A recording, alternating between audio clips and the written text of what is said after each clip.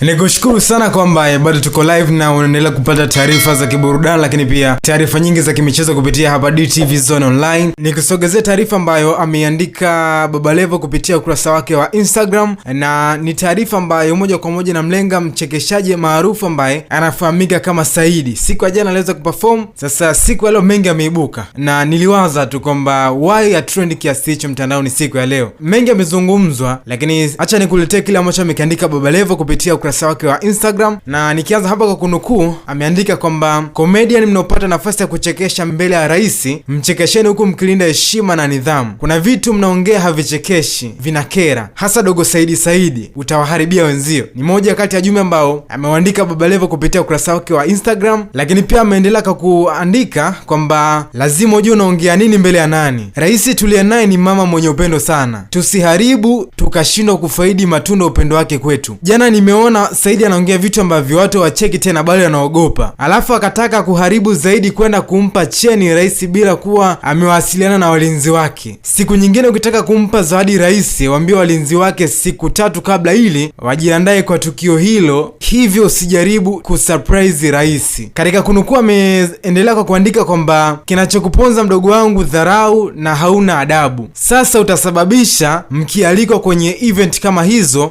muanze kukagulia vichekesho vyenu kwanza kwa kuwachekesha walinzi backstage ili waedit vichekesho vyenu, na hivyo itawanyima uhuru kwa namna moja au nyingine. Ni maneno ambayo ameandika Baba Levo kupitia ukurasa wake wa Instagram. Yapi maoni yako? Andika hapo komenti yako, lakini pia nitaenjoy sana kusoma komenti yako. Usisahau kubonyeza alama ya kengele ili kuwa mtu wa kwanza kupata taarifa zetu zote kutoka hapa DTV Zone Online, lakini pia endelea kumshirikisha ndugu jamaa na rafiki kwa ajili ya kuenjoy burudani, lakini pia habari zote za michezo.